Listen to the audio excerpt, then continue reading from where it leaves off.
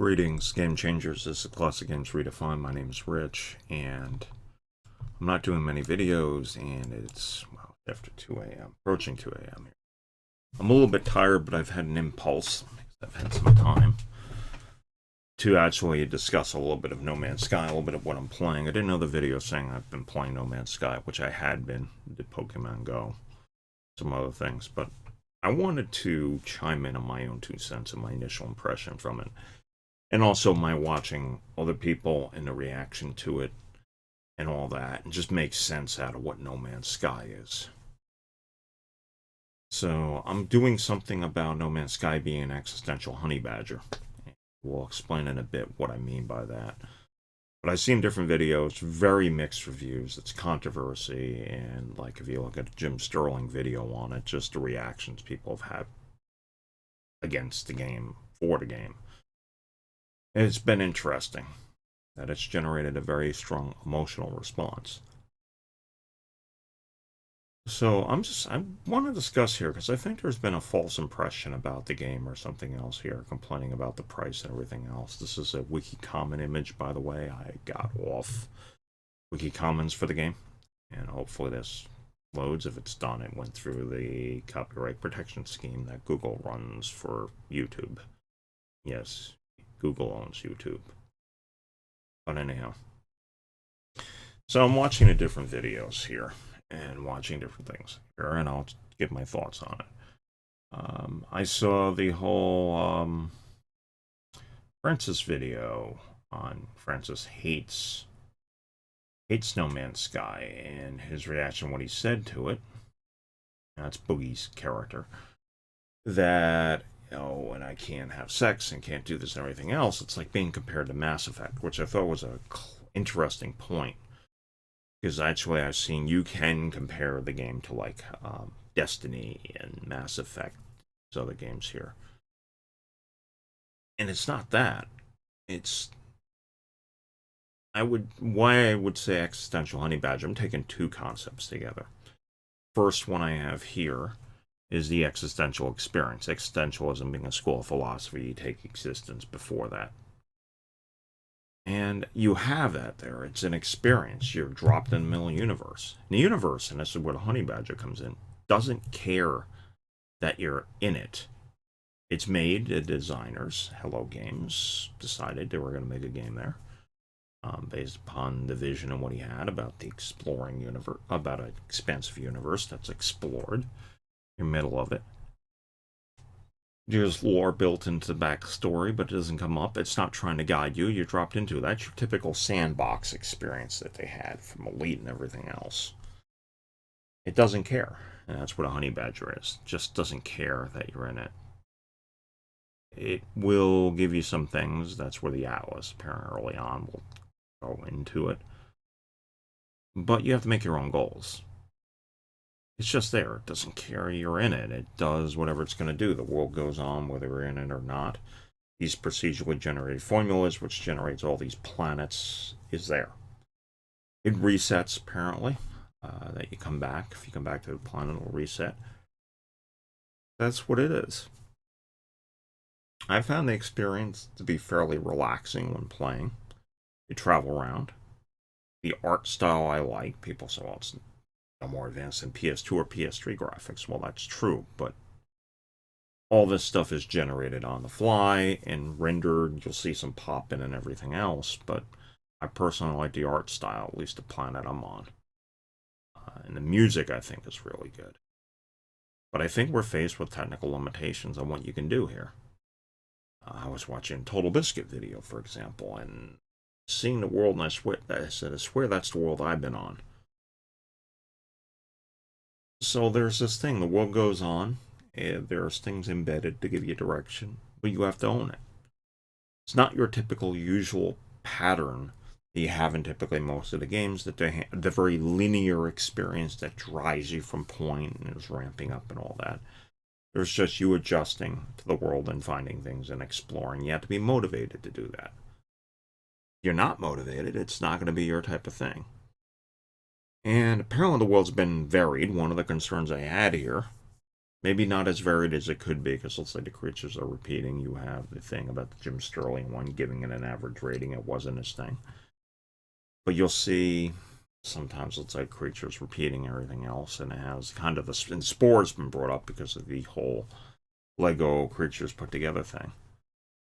But beyond that, I think it's a technical limitation issue. I've seen occasionally things.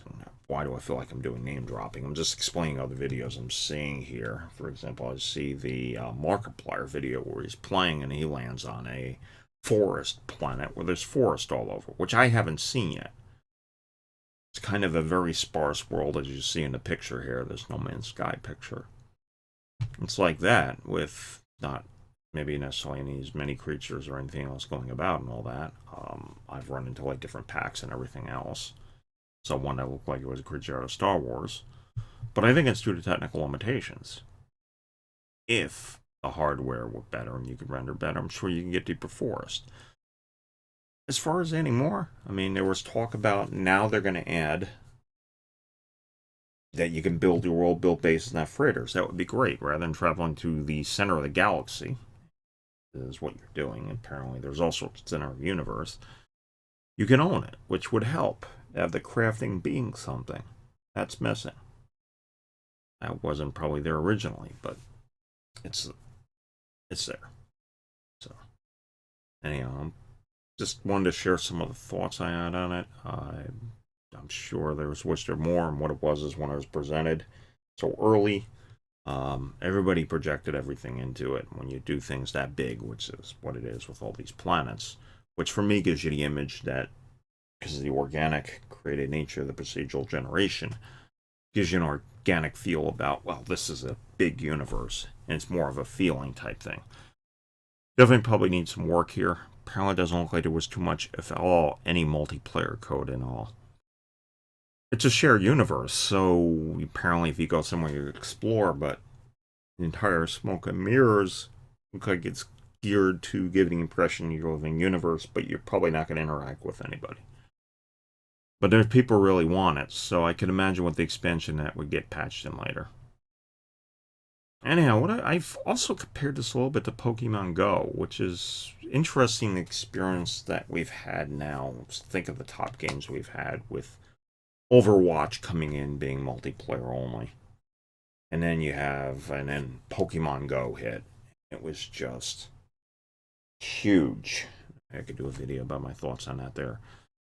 But I kind of get a little bit of connection between No Man's Sky and Pokemon Go. What I observe here is it's that you're going out doing things, you're doing something repetitive to grind, to build up, to benefit yourself. With indirect connecting to other people, which is what you do through the world, living that way. People have made a big deal, and there's a big social element that motivates that people want to come together. They want to come together in the game. Not really designed that way, and I wonder if they even did the model that you could see yourself. Yes, the designer of the game.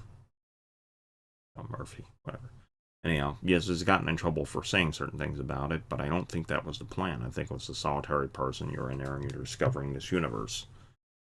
That you'll never hit the ending, but you still wander it. And unlike Minecraft, you're not building the world, you're going from one world to the next.